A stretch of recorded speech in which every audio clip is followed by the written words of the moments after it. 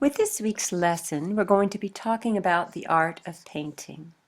Now, painting on one level is simply applying pigment to a surface, but on another level, painting is much more than that, as the artist brings the canvas to life by the choices they make, by the way they use their creative skills.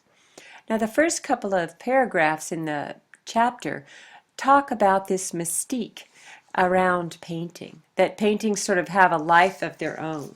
One of the quotes that I love is by, let's see, Zhang Yanyuan. He was a Chinese painter and scholar, and he lived, 7 or 8 centuries ago. And he said that painting existed to enlighten ethics, to improve human relationships, to divine the changes of nature, and to explore hidden truths. Wow, that's a lot for a medium in art to do, but more power to it. Painting is a lot of fun. So before we get all into all that deep and profound stuff, let's just talk a little bit about painting itself. One thing about painting is it's what most people think of. When you think of art, don't you usually, most people would think of a painting. But painting means a lot of different things. This is an interesting painting of house painters by the artist Gustave Caillebotte. And he hung around with the Impressionist painters, but as you can see, he painted a little bit more realistically. So let's talk a little bit about what makes up a painting. Well, we have pigment, and pigment is powdered color. Historically, this color has come from natural sources, such as gems, like lapis, malachite, that kind of thing. And it's also come from the earth, where we have the ochres. Now, these days, much of the pigments are synthesized to try and replicate the natural sources. And the most expensive pigments are those that are still the natural ones. So we have this powdered pigment, and it is put in a medium, which is basically a vehicle to hold the pigment, something to make it spreadable, so to speak. And then there's a binder that's used to make the paint stick to the surface, so hopefully it doesn't flake off. Usually paint is sort of a paste-like consistency or even harder, and the artist will dilute it with a solution, either water or turpentine, depending on whether it's what they call aqueous or non-aqueous. Now those are two terms that are pretty easy to remember because aqua, what does aqua mean? Water. And non-aqueous would mean you don't use water with it. So there's a couple of definitions for you. Now, what's the painting painted on? That's called a support.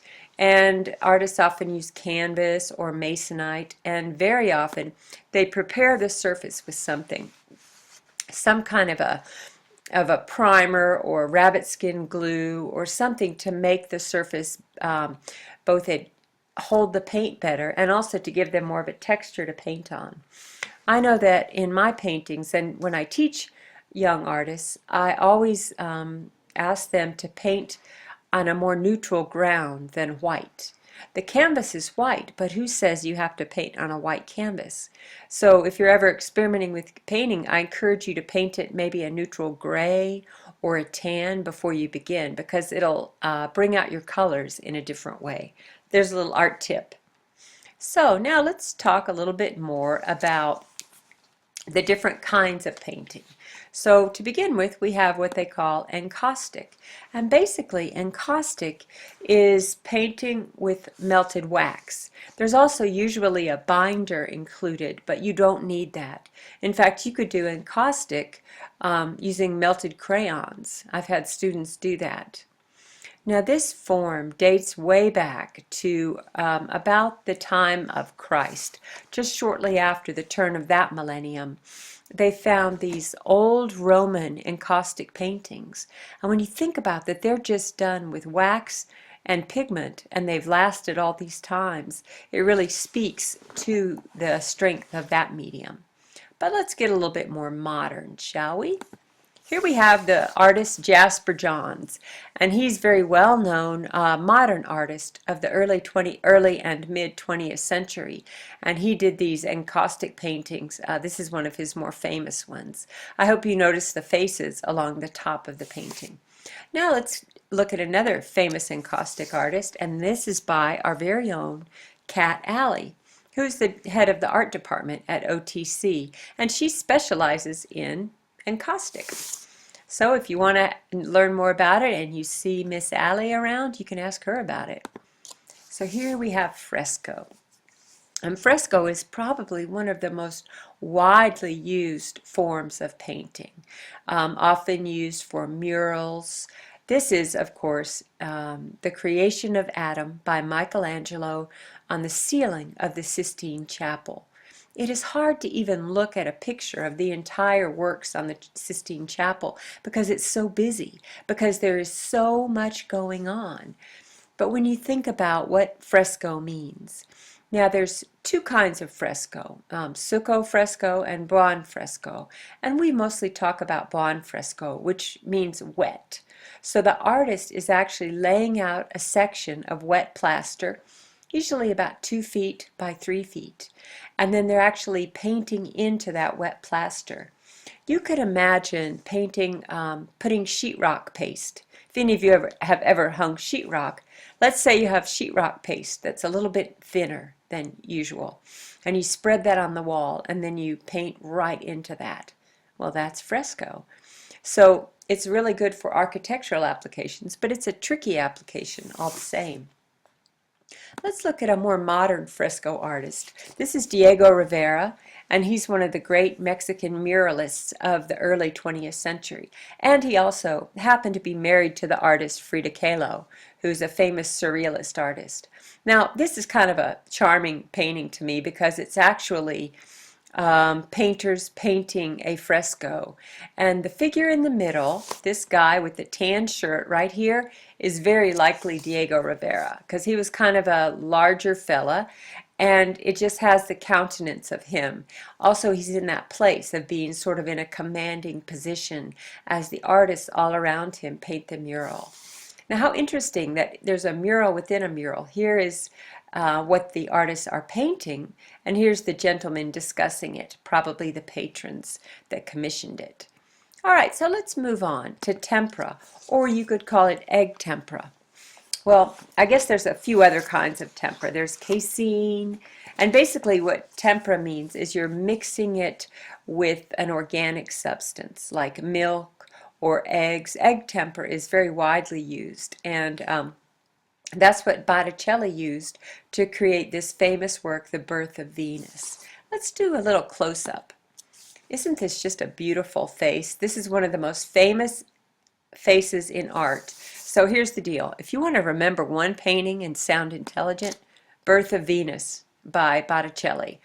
One little interesting note about this is if we were to delve into all the symbolism, it's both Christian and pagan, which is something that they did a lot of in the Renaissance, where they went with the traditional pre-Christian beliefs and they kind of weaved them in with the Christian ideology. And this painting is really reflective of that. Oh, but let's look at a more modern egg tempera painter. This is the famous artist Andrew Wyeth. Oh, his work is wonderful, but much of it reflects this sort of somber quality that we see in this piece. He painted all of his work, he painted in upstate New York, and here's another piece by Andrew Wyeth. He's one that's worth doing a search for his name and looking at his work. It's quite beautiful. There are some pieces of his at the Crystal Bridges Museum, if you ever get a chance to get there. They're really wonderful to see in person. Also, there's a large one at the Nelson Atkins Museum in Kansas City. So now let's talk about oil paint. Now, oil paints, they've been around a long time, but there's a guy that was painting in the Renaissance named Jan van Eyck, and he is credited to bringing them to popularity. So now with oil paints, you just take the pigment and you mix it with an oil. Often linseed oil is what's used. And instead of water, you use a medium such as turpentine to clean your brushes and to use as a water, as you would water. So let's look at a more modern oil painter. That would be the artist Georgia O'Keeffe. Now this is such a powerful work in the way that the artist uses the negative space. That would be all the space sort of between the antlers, and the way that she uses color.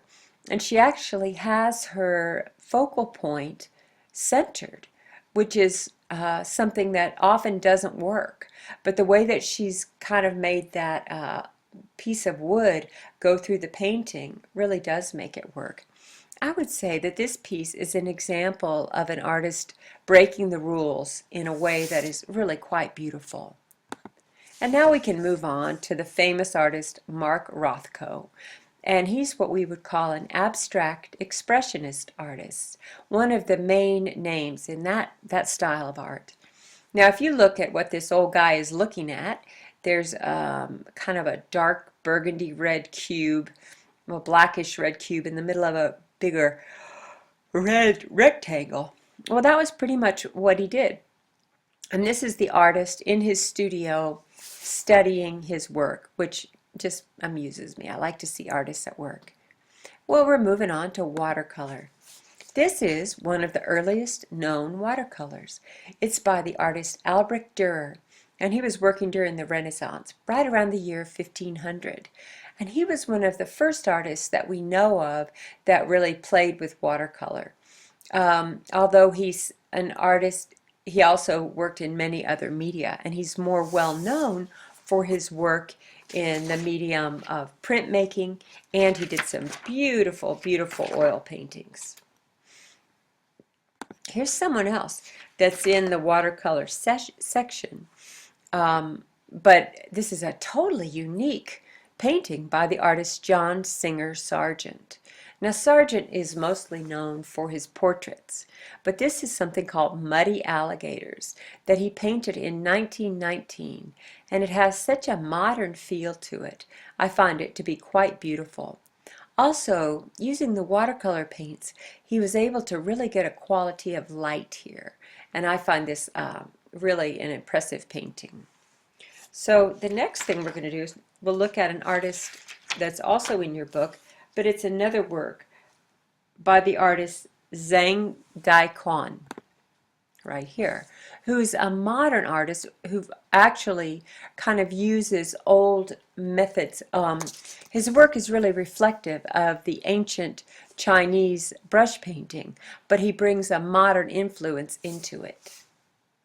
So in watercolor, you have a binder, usually gum arabic, that's holding the pigment together, and you dilute the paintings quite a bit. You can also use what they call gouache, and watercolor and gouache are pretty intermingled. I mean, they're pretty much the same thing, except that watercolor is more transparent and gouache is more opaque. In the watercolor painting, you really don't use a white. Instead, you let the paper come through as the white. But when you paint with gouache, you do have a white. So let's move on to acrylic painting. Now, in the early 20th century, about, well, 1930s, artists and chemists were busy creating house paint so that they could paint houses in a way that made sense, that was easier. Painting houses before that had used what they called milk paint, which was a form of tempera, and it didn't really hold up all that well, or oil-based paints. So they did invent the acrylic paints using synthetic binders and synthetic colors. And the first acrylic paints, they weren't so good. But now they have developed some really wonderful paints. And this is actually a painting in acrylics that's photorealism. And I just found it quite interesting. So I thought I would include it in the slideshow. Now, when you paint with acrylics, unlike oils, which take, a day or 2 days to dry, most acrylics dry in maybe 15-20 minutes, unless the artist chooses to work with slow drying acrylics, which usually take about a day to dry also.